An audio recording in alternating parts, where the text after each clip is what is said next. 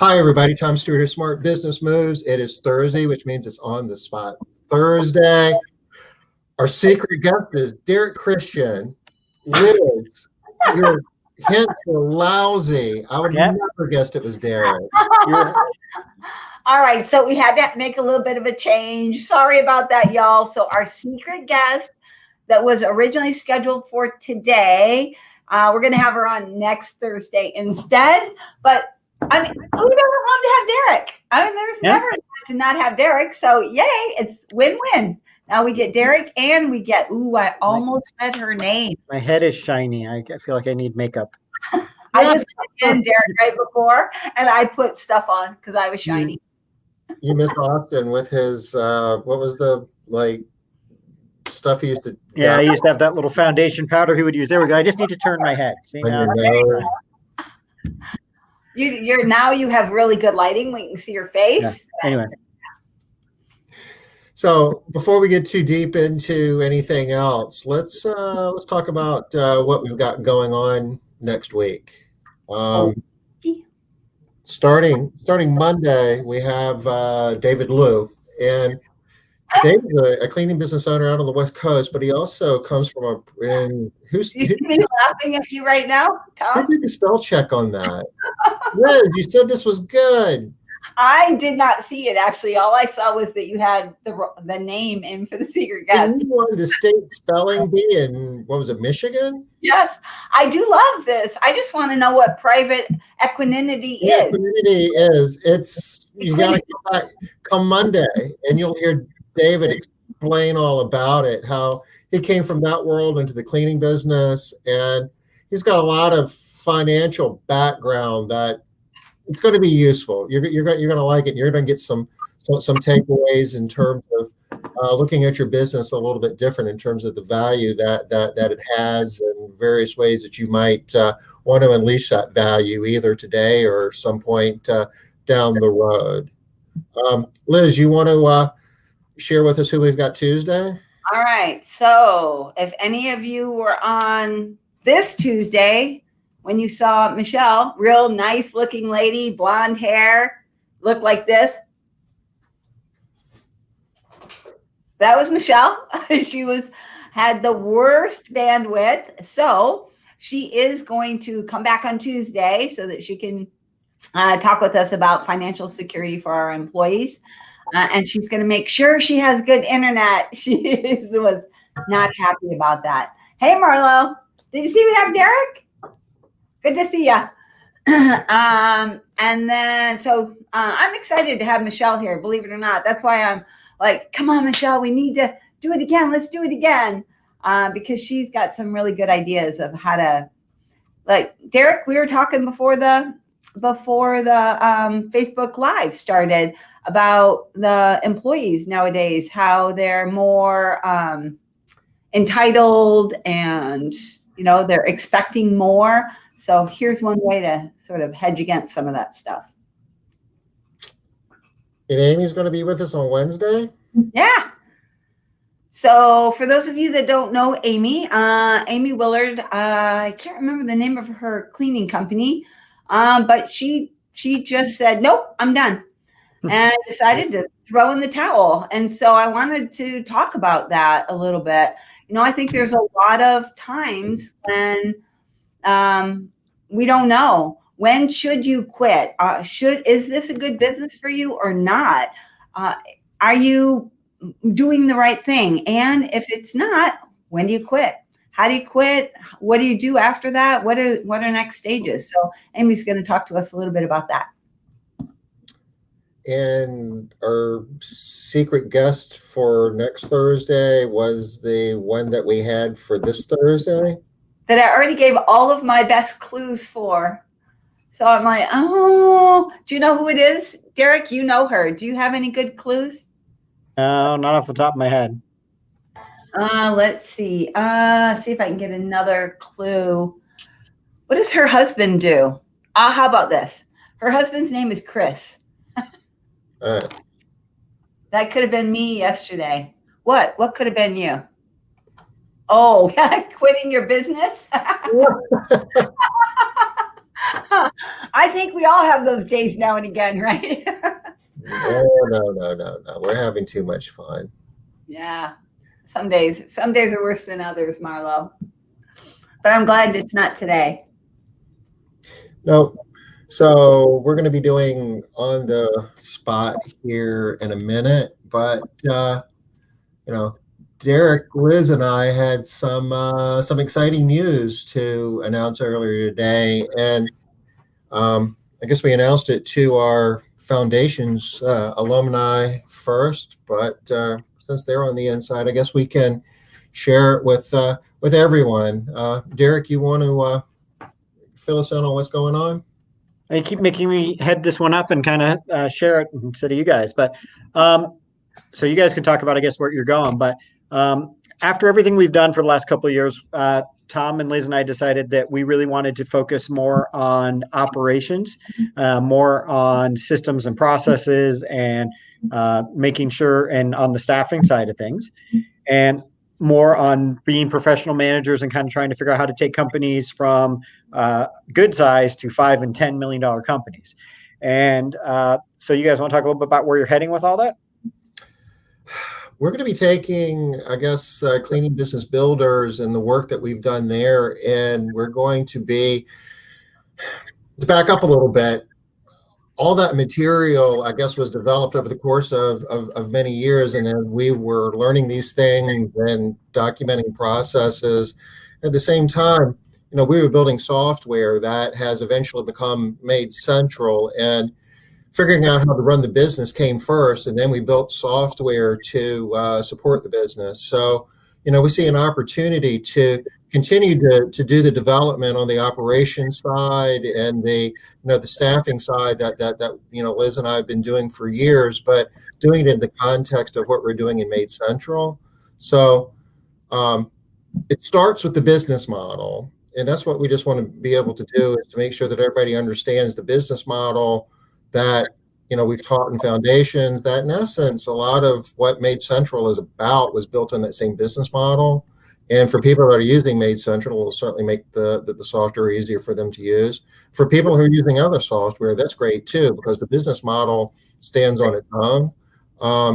But that's kind of the long and the short of it. The MMA groups, we'll be doing other programs and other material, all focused primarily at the operations side, the logistics side, the measurement, the KPI, ways of squeezing, more profit, out of your business, and doing it in a way, in a more efficient manner. And, everybody knows, Liz's wheelhouse with coaching on culture and building a strong workforce. So that's what we're going to be doing moving forward. I had one more thing I wanted to say. Today in the MMA group, we were talking about pay and different kinds of pay, and I asked one of the members, why are you thinking about switching over to percentage? And I said, is it mostly for profits, to make more money, or is it for ease of doing payroll? And he said, well, I really want to make more money, but I don't want to say that because it makes me sound like a bad boss, or like I'm like selfish. And I'm like, yeah, I don't think so. Who doesn't want to make more money? If you ask your employees, they don't feel bad about saying they want to make more money, right? They all want to make more money. Why shouldn't we want to make more money too? So I like the idea of, the operational excellence so that everybody makes more money. Yep. You make more money, you're able to be a better employer and make better jobs, provide better service. I mean, it's virtuous circle. Everybody wins if you're more efficient. Yep. I think it might be you, Marlo. I'm not seeing any buffering. Are you guys seeing any buffering on your end? No. No, this is working okay from my end. Yeah. What are the part of with all these changes? Don't quit. Hang in there. So part of all these changes going on is Tom, Liz, and I've had a partnership for a long time now doing foundations. But part of it is I've always been kind of the more entrepreneurial one, the one who also does a lot of sales and marketing stuff with like that. And with some of the new directions that we're going in, it doesn't fit as well. So I'm going to be going out and doing some coaching with Debbie Sardone, who we've partnered with a lot in the past on various things. She's been a guest on this program a couple of times. And Tom, Liz, and I are going to be doing one last foundations together coming up here in March. So if you want to attend foundations, we've said before it was going to be our last foundations, and then our students begged us to do another one. So we did another one. This really is the last one because we are actually kind of going to change the direction. I'm going to go work with Debbie on helping people start up in sales and marketing, growing their company to that first bench, because honestly, it's what I love. I'm very much a throw something against the wall and see if it sticks kind of guy. I've joked on this program several times that I like to drive Tom crazy because we will do presentations. And as I'm walking on the stage, Tom was like, "Have you finished your presentation?" I'm like, "Nah, I'm going to make it up while I'm on the stage." And I do. Yes, you do. We've done some presentations together before where I'm like, I hope Bert got it. I'm like, I've thought about it. I know what I'm going to say. It's all right. Yeah. I've got 5 slides. That's all I need to speak for an hour. You'll like find a table that's got like a curtain around it, and you'll like crawl up under it and sleep as opposed to prepare. It's like, dude, we've got to do this in an hour. We're just like, well, I'm going to take a nap. It's like, what? Yeah. Like, you got to work on your presentation. I got to take a nap. I'll be better on stage if I'm not tired. And I'm thinking we need to learn from this, Tom, because Derek is pretty successful. Just yesterday, we had Matt on here. He had just woken up from a nap. Maybe napping is like sleeping more. Napping is kind of key. Do you guys need me for the rest of this show today? Just mute yourself in case you snore. So I'm really excited about what you guys are doing and where you're going to be taking things. I use Made Central in several of the cleaning businesses that I'm involved in. I suck at operations and systems, so I'm really hoping that you fix it all and build it into your software so that it works. But as far as what my passion is, sitting around and trying to figure out how to route teams to get the last 5% out of them is just going to make me want to stab my eyes. So it's just not what I want to do. So we're still good friends. We're still partners in cleaning companies and in other enterprises. I will probably still show up on the show and talk from time to time, but I like people that are in a little bit messier phase of their business. We're still partners in cleaning business today that we've been doing for what, 7 something like that. years? I mean, and when we were doing foundations where it was, hey, we will take startup companies, we will take big companies, we will do wherever you are. Even we've had commercial cleaning companies in the past. It made a lot of sense. But after doing it for a while, we've started to figure out where we want to focus and where we want to spend our time and where we think the best opportunity is to help people grow their company. All right. On the spot, y'all. We got to get going. It's almost 20 after. Okay. Hey, Brandon. Oh, hi, it's Sarah. I'm in Facebook jail. Oh, she's in jail. I forgot she's in Facebook jail. Hey, Sarah, way to get around the system. Shh.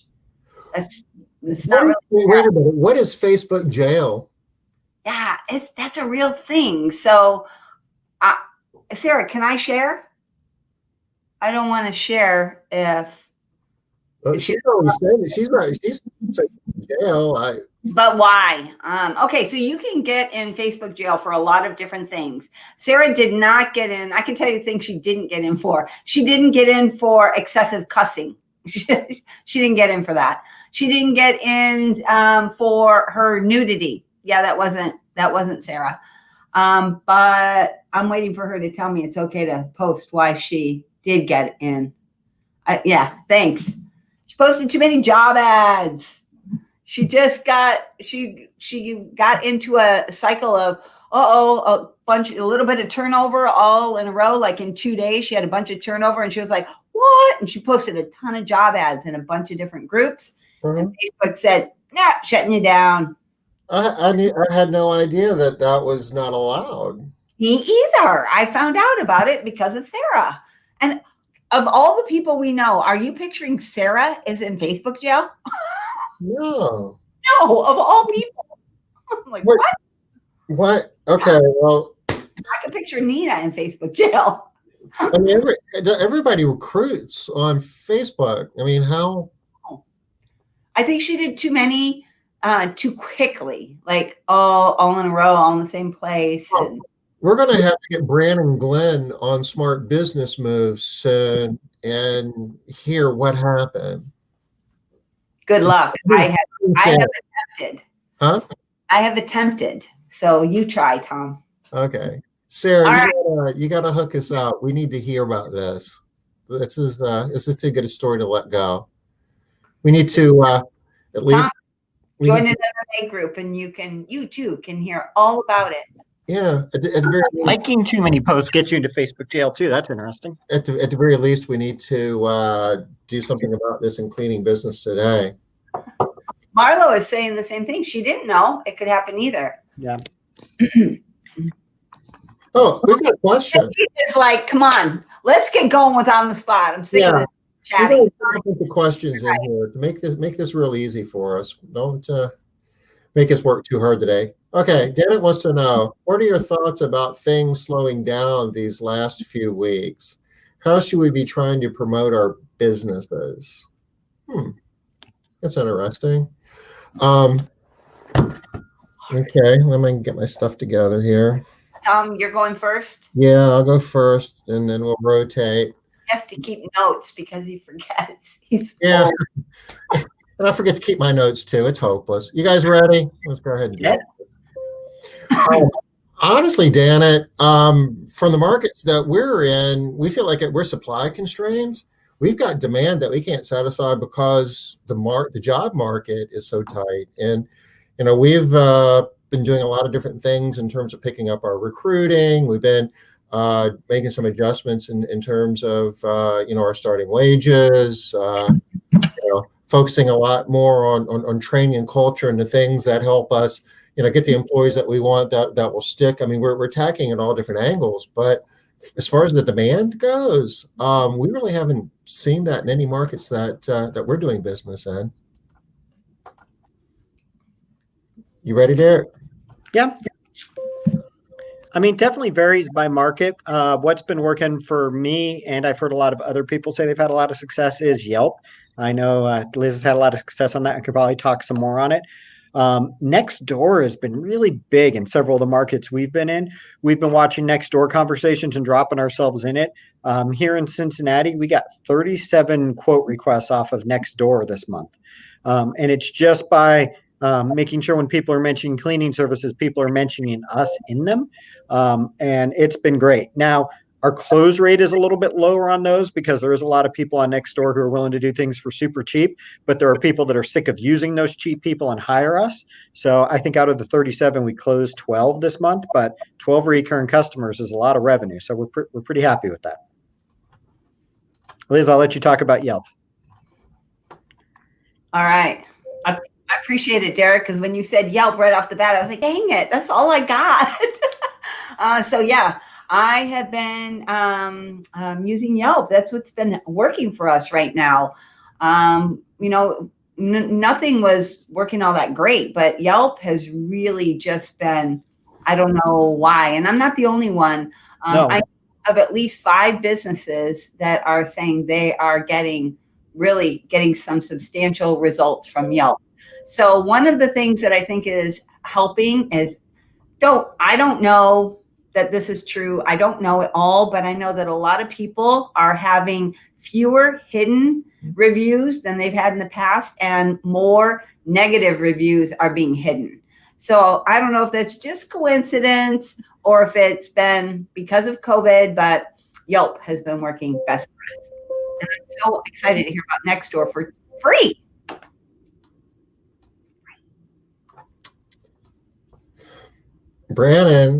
Sarah has a question. How long do you stay in jail? I think she said a week. Was it a week, Sarah? They tell you up front that you're banned for like 7 days, no soup for you. Yeah. Oh, okay. I digress.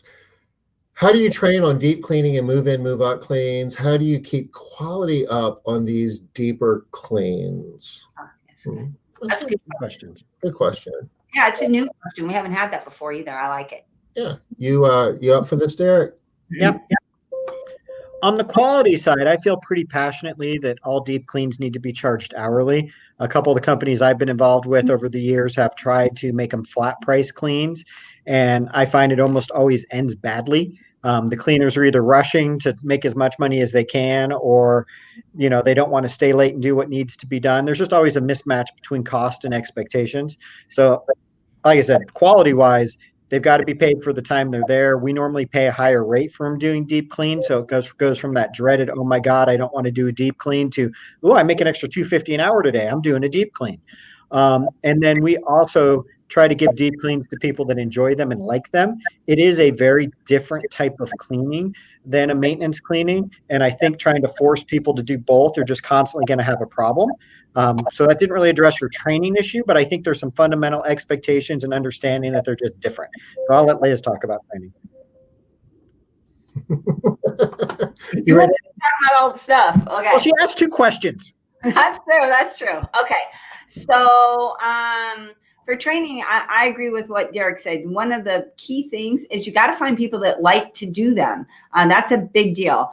One of the tricks that I like to do is have them take a before and after pictures, have them send the before picture in, and then tell them that we're going to compare it and we're going to see who can do the best job, so that they understand that we're trying to really make that shift from terrible to good.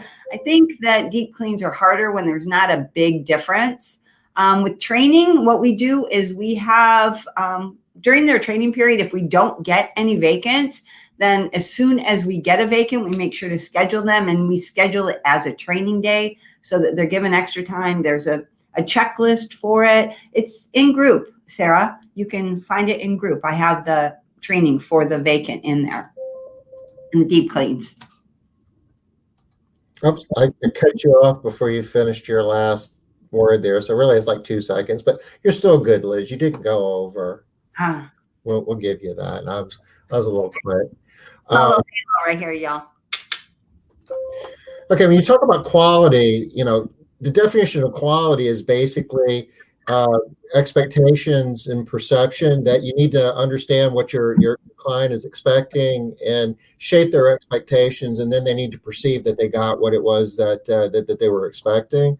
A lot of times, there's a lot of different ways you can have breakdowns in that, but you've got to make sure that you, as a company, have clear expectations with your client in terms of what they're going to be getting with a deep clean or a move out clean.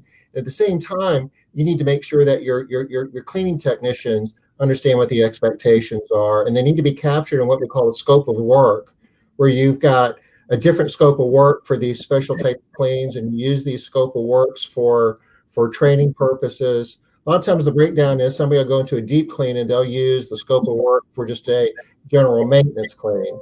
So have a scope of work and get expectations square. Ooh, that was good, Tom. Nice and tight. Didn't want to waste a second. Yeah. Let's see. Got a comment here that next door is too controversial in Southern California. I didn't know that. Karen, you have to tell us a little bit more about that. I've not heard anything about it being. Yeah, if you wouldn't mind.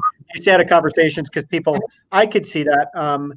There's a lot of illegal immigrant labor, and California is a really interesting market because your cost of goods sold is really, really high. And I've seen discussions where people mention what sound like really reasonable prices to me in the Midwest, and people lose their mind. Oh my God, I would never pay that much. I have people all the time move to Ohio that are like, well, in California, I only paid my home cleaner $50. And I'm like, yeah, well, sorry. You ain't in California anymore. Yep. Yeah.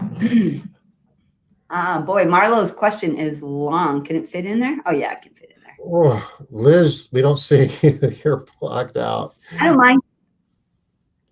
I'm not sure if this is on topic, but just curious how you emphasize to applicants how hard and physical the job can be. We say it over and over again, so much that we feel like we are trying to talk them out of taking the job. But I cannot tell you how many people, especially recently, just can't handle the physical nature of the job. And it's getting And it's just general cleaning in already clean homes, not detailed or huge houses either. We just don't get it. Well, I'm glad you're first on this one, Liz, because I feel like you've got the best answer to this. Yeah. I don't know that I do, but Ah, I have a couple of answers. I'm just not sure that they're great. This is a hard I've always question. liked them, but go ahead. No pressure. I'm gonna hide the question so we can see you, Can we Liz. both just give Liz our time and stop talking? No, go ahead. Yeah. You ready to go, Liz? Yes. Okay. So one of the things that we do that works really, really well is we have a 2-day trial. So we bring them in. They know that it's a temporary position for 2 days, and then we work them hard during those 2 days. We give them the hardest jobs, not the easiest jobs, so that they're like, wow, okay. So that's one of the strategies that we use. In the interview process, which I think is what you want to know more about, Marlo, we do have a few different questions that we kind of rotate around. One of them is, if I asked you to do 10 sit-ups or write a 100-word essay, which one would you do? If I told them that this job is like working out for 4 straight hours, would they still think it sounds like a good job? So different questions like that can sort of get them on that mindset. Yeah.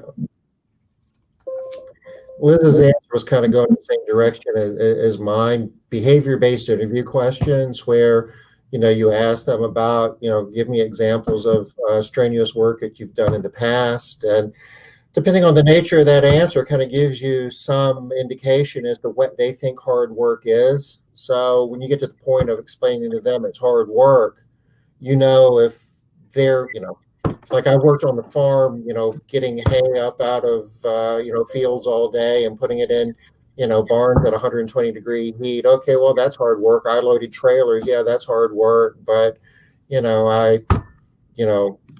ran a cash register. Not to say all work, is respectable, but some's a lot more physically demanding than others. So depending upon their definition of physical labor, that can be a good basis when you get to the part of explaining the hard work part.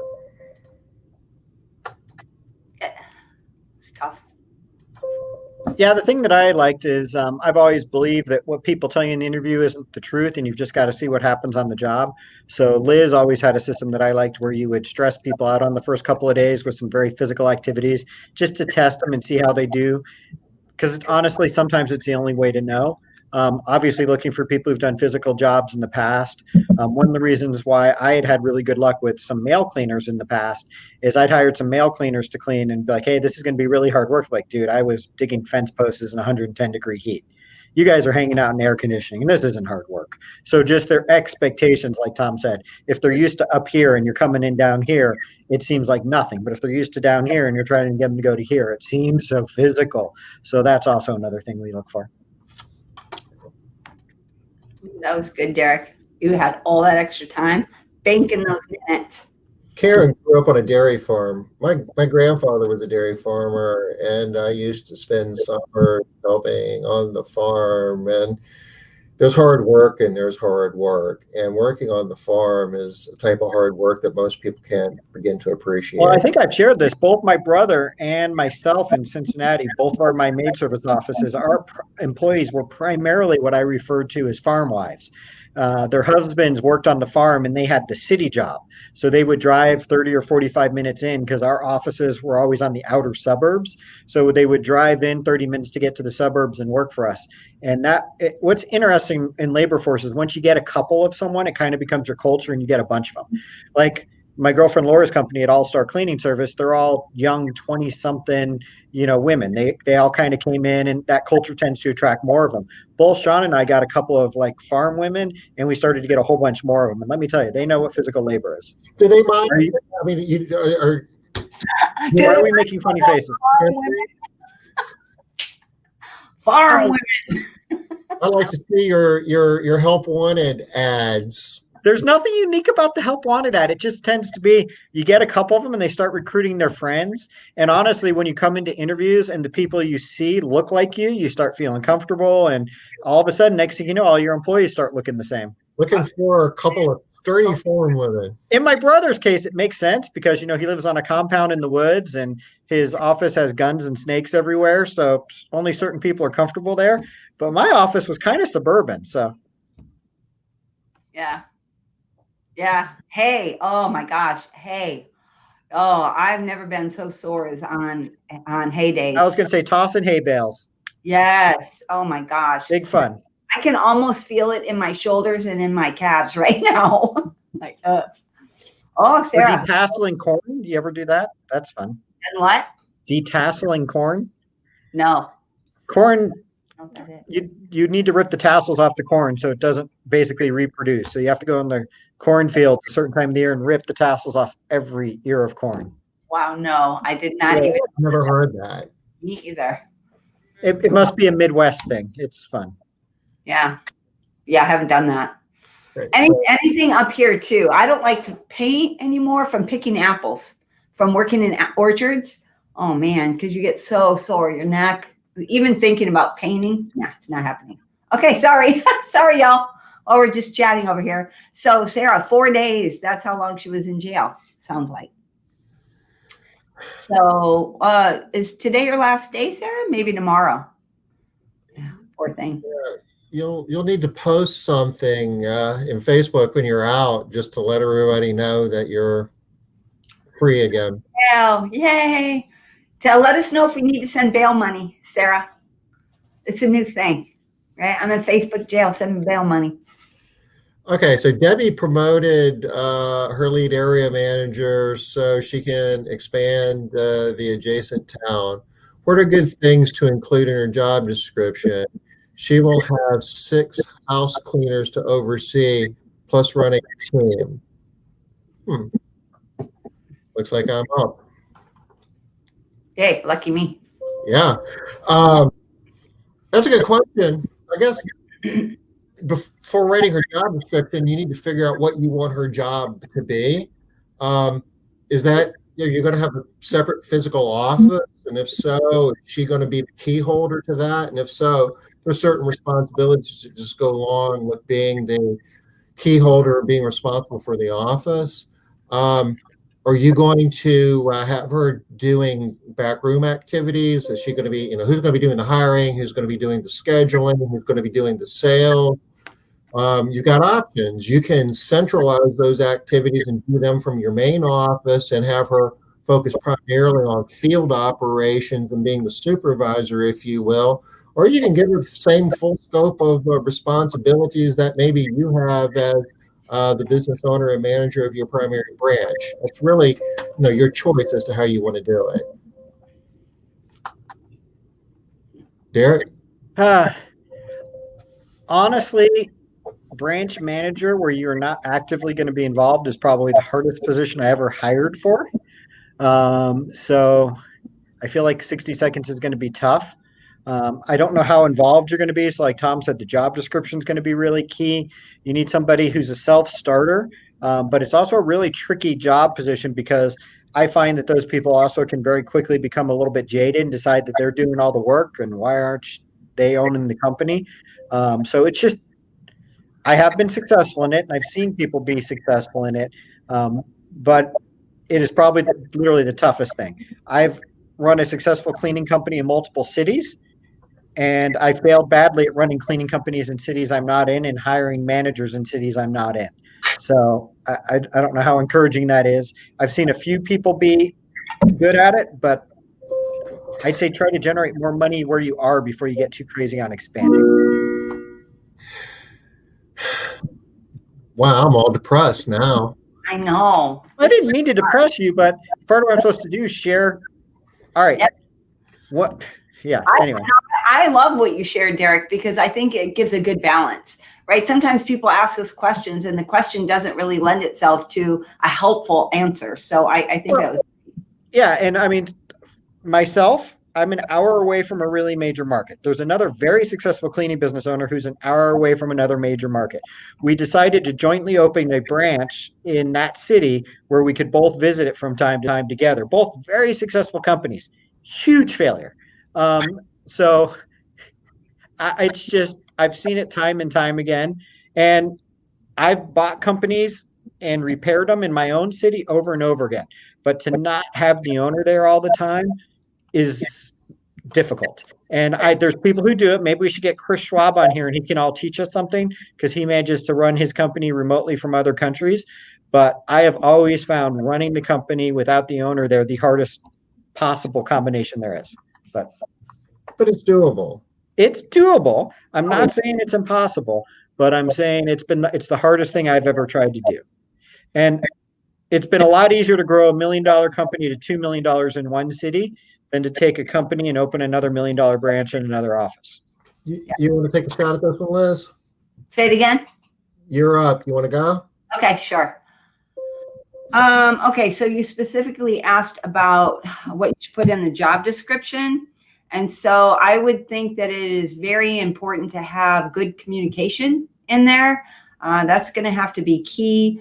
They're going to have to be a team builder because it sounds small, just 6 house cleaners, and they need to be able to run a team. I think it's important that they know that they're going to be working in the field because a lot of times I find that when you promote somebody up and then they end up having to go back into the field, even if it's just a little bit, a day or two, somebody's sick that they don't want to, and that causes a problem. They begin to think it's below them. And then I would probably say that I would want something in that job description about weekly accountability meetings so that they are reporting to you about certain KPIs about this location on a weekly, regular basis. Debbie, you mentioned adjacent towns on the assumption that geographically you're going to be fairly close to this market and you'll have an opportunity to drop in and kind of see for yourself what's going on and insert yourself where necessary. So that gives you a lot of different options in terms of how you structure the split of responsibilities between what you want your new area manager to do and what you'd be doing at your primary location. You know who we should get on is Sarah Martin, because she does this successfully. Yes, but she also did have to go through a couple. Yeah. Like I said, she can both tell you what worked and what didn't work. I'd say she did it easily, but successfully. No, I'm not, once again, I'm not saying it can't be done. I've seen people do it. I am also just warning you that it's the hardest thing I've ever tried to do. Yeah, I give you that. It's not easy. All right. You have another question here? Pick up a dozen, push a broom. That's not hard work. Come break up this concrete sidewalk. That's hard. Definitely hard. Hey, Tom, I have 4 questions that I got. Actually, I have 5. You guys don't have time for 5, so I know I have 4. So if you guys have any questions, break in. But otherwise, I'm going to go ahead and put these questions out. So the first question was, what kind of business coaching do you use or get?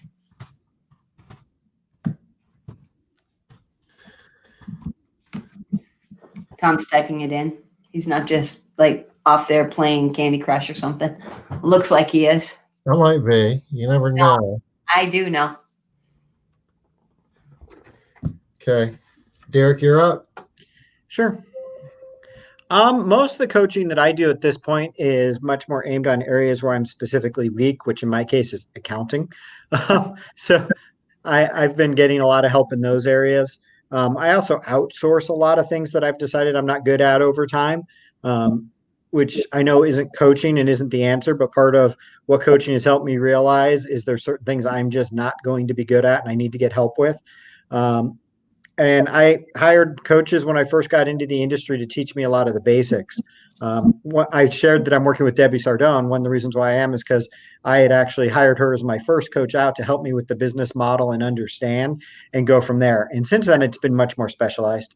And I've done things like join peer groups like Vistage and entrepreneurs organization in the past. But at this point, I'm just working mostly with coaching in specific functional areas.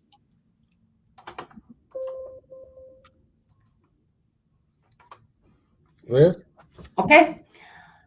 So I have a one-on-one business coach that I meet with every other week, unless I need to see him more, and then I'll meet with him weekly. He helps me with staying on track and staying focused on an area, because I have a tendency to want to do too many different things all at the same time. So that's the number one thing he does. I'm also part of, like I run these MMA groups.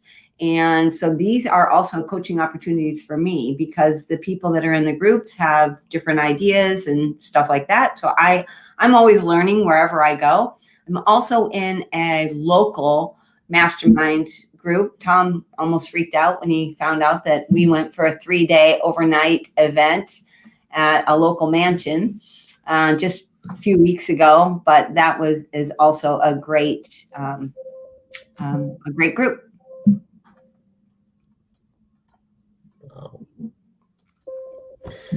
It's funny you asked the question.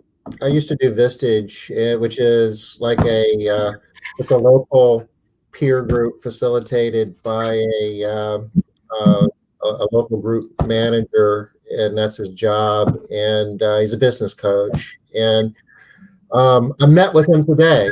I'm seriously considering joining Vistage again, primarily because we're in a COVID-19 world and a lot of the rules are changing, and I think that it would do me good. It's a $20,000 a year investment, so I'm kind of scratching my head saying, "Ooh." And plus it's a big investment of time too. There's a lot of things that you have to do with meetings and so on and so forth. But I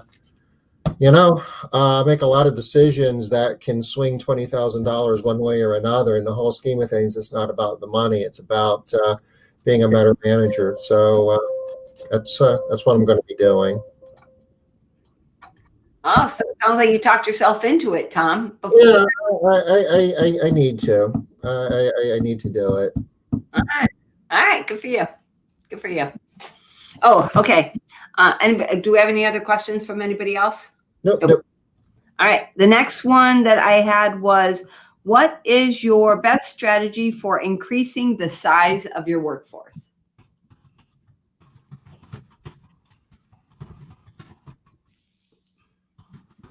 While Tom is typing this, I have a question for you guys. So when somebody's going to send you a thank you, just a small thank you, a cheapy small thank you. This is for everybody that's watching the Facebook Live. What do you like to get? Do you like a personalized card or flowers or cookies? What do you personally like to get? All right. So who's up first? Probably me, huh? You are. Dang it. I could have been thinking all this time. Best strategy for increasing the size of your workforce. All right. So for me, the first thing that I'll do is hit up the people that are currently working for me.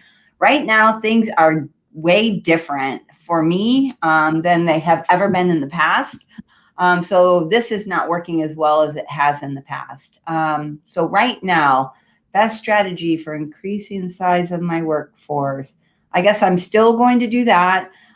Reach out to people that used to work for us. That always has been really good for me as well. Get together with other business owners in the area and find out what they're doing and do a little bit of what's it called? A job show? No, that's not what it's called. Job market fair. Job fair. Do a job fair. And that can work too. Those are my ideas. Well, for us, increasing the size of our workforce has a lot of different components. I mean, you got to recruit people, you need to interview, you need to hire, you need to train, you need to retain. A lot of times we try to, increase the size of our workforce just by hiring more people and neglecting the, training and creating a culture and environment where people want to stay with you and work. So we're having to attack it from all angles. Our ability to attract qualified, talent, if you will, has been constrained, especially in some markets, and we're having to make some adjustments in salary and offer higher wages, and that certainly has made a big difference in terms of the quantity and quality of people. It's kind of hard to figure out the job market with the unemployment as high as it is, but we're attacking it on all fronts, from pay to training. That's good, Tom. I've probably built a cleaning team 7 or 8 times now with different companies. And the first thing is you've got to have kind of a core group of like motivated employees with a strong culture. Until that core group gels, you'll just never be able to scale. You need that core group to hold it together. That's the first thing. You got to fix that. Otherwise, you'll never be able to grow. Once you get that, it's always hiring, always recruiting. And I know you hear it all the time, and we all say we do, but we don't. We get lazy. So I've actually started using things like Todoist and building it into people's daily activities that no, you have to call 5 applicants today. You have to get people in here. We are also marketing very aggressively to people who've applied before. Some of the programs we use are letting us keep track of previous applicants, and we are proactively communicating with them almost monthly to try to get them into the office. You never know when that job that they used to like, they don't like anymore. So I have Julie Vincent here. Hey, Julie. Oh, bummer, Julie. I'm sad. She just barely got somebody. Looks like they're already gone again after one day learning bathrooms. Darn it. That's the worst. I definitely think that one of the best strategies is to bring them in to do bathrooms first, or something hard, scrubbing something, scrubbing a shower, hard work in the beginning, then everything else seems easier. Yeah, regardless of how good a job they do, tell them that it's not adequate and make them do it again. No, that's only once, Tom. I do that one time. Okay. Dana's got a question for us. She wants to know what the number one piece of advice you would give someone who is going to offer a new service in their business. Ooh, fun. Interesting. Who's first on this one? I think I am. Yeah, Thomas. Okay. I guess that would depend upon the nature of the service.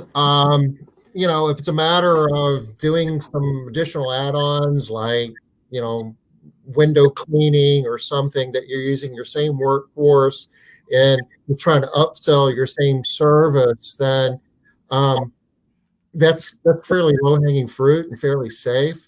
If you're talking about getting into carpet cleaning or exterior cleaning or landscaping, where you've got a different workforce and a different, basically a completely different profit center, our first piece of advice would be think 3 times before you do it, because a lot of cases I see you've got an opportunity to make more money by developing your core business, developing your cleaning business and leveraging that, rather than getting distracted and try to start another business and not do a great job at either.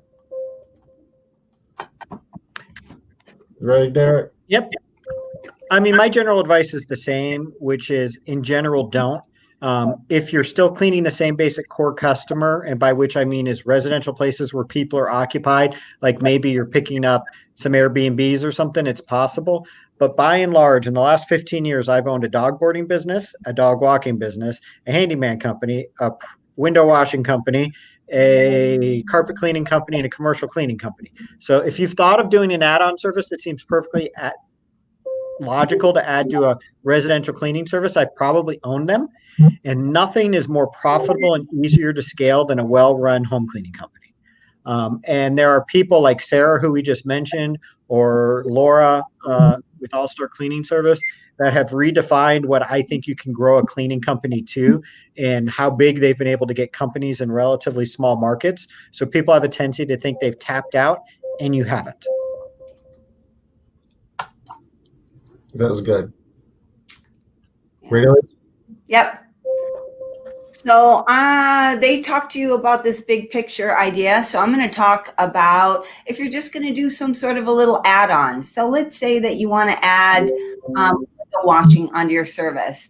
and you're going to use your same basic labor. You're going to teach your people. Maybe you're going to bring in 1 or 2 people that are professional window cleaners, something like that. Then I might bring in one professional person and train the rest of your people. But sell first to all of the people that are already part of your ecosystem. So begin that way. Instead of trying to market to the wide world, market first to your people. Start off maybe with a discount or a deal of some type. Get all of your people involved in whatever this new service is. And hopefully it's something that is low cost and low risk. Good. We probably have time for one more question, and this is kind of technical. What's the best practice to disinfect microfiber towels? Do we want to go around on this, or you No. Just Tom. it? Yeah, Tom, you can take this one. Yeah. There is a proper answer to this one. You want to, read manufacturer's instructions, but almost all microfiber just needs to be laundered, with 160-degree water temperature, just using regular detergent. I don't think bleach is even necessary in the protocol.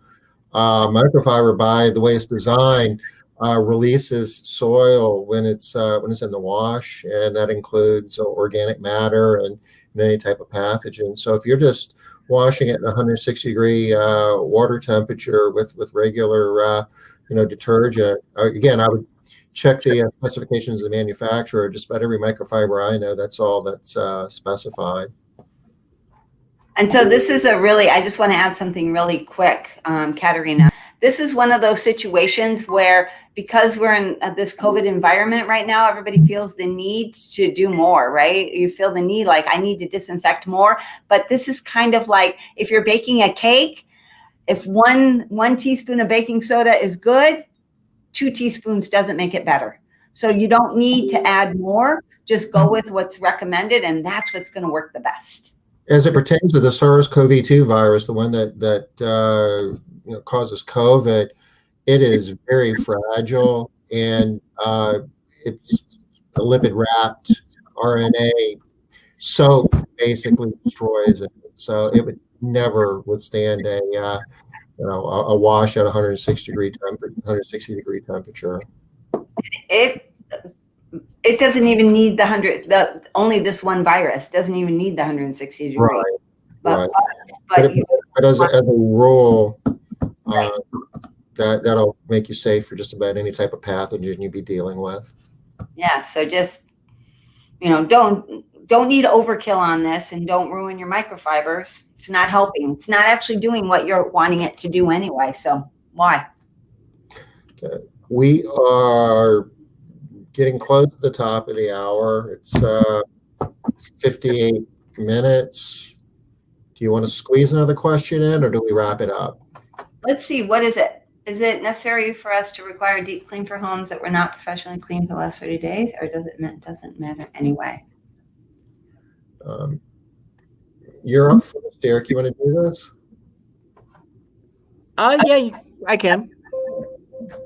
I mean, I think it's important that you do a deeper clean. I don't think it needs to be the detailed clean.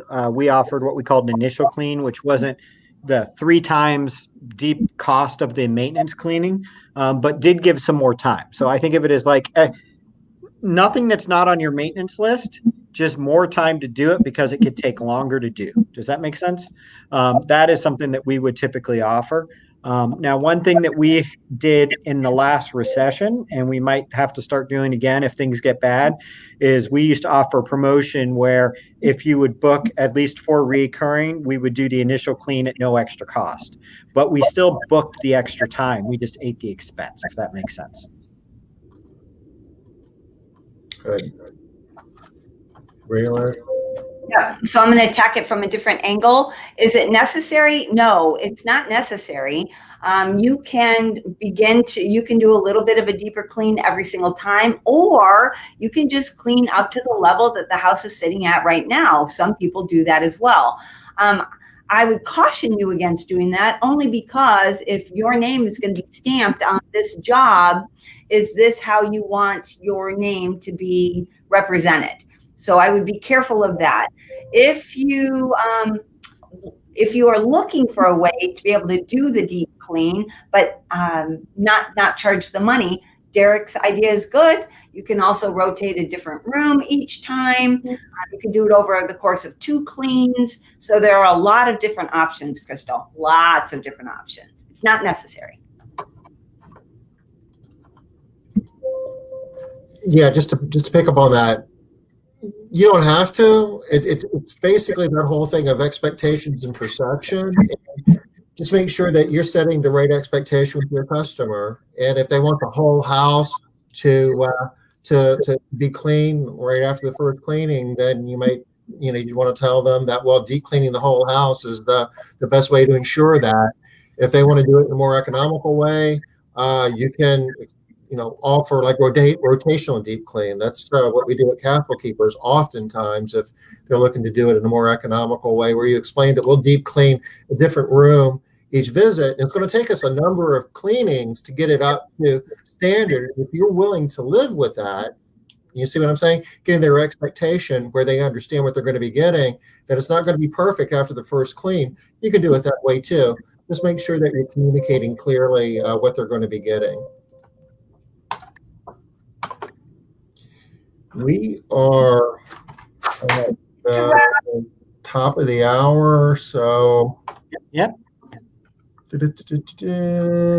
This week we did well. It is Thursday, isn't it? Yeah. Wow. If you haven't subscribed to Cleaning Business Today, it's really easy. You go to cleaningbusinesstoday.com, email, first name, last name. You get our newsletter. You get updates. You get heads up when we're going to be doing deal day. You get our schedule for the week for what we're doing with Smart Business Moves.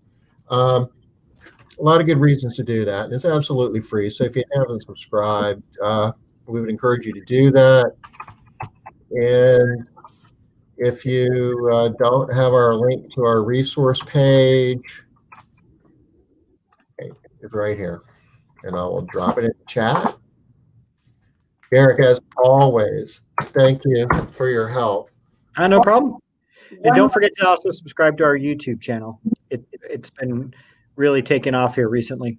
Oh, I just wanted to do a quick plug for the Juno Summit. If you are already part of the Juno Summit, you've already donated to Juno for the cancer. Hopefully you guys know what I'm talking about right here. Then don't forget, get in there, do the work, watch the presentations, and begin implementing. You'll see that you can earn points every day for doing different activities, and there's going to be an amazing prize at the end for the person with the most points. But if you haven't joined us yet in the Juno Summit, take a look at it. Tom's got it up here at junosummit.com, and see if Can you still sign up, Liz? Yeah, absolutely. And Absolutely. and you sign up just by clicking the button here that says count me in. Yeah. And if it's already started, but you get all the material, right? You really haven't missed anything. No, you don't miss anything, nothing. Yeah. And you can join us for Juno's birthday party on September 30th. I'm looking forward to it. Very good. Okay. Well, we'll be back Monday. Who's our guest on Monday? I don't remember. David Liu. Oh, David. Remember he teaches about private equinety. Yeah. Okay. Looking forward to it. We'll see you.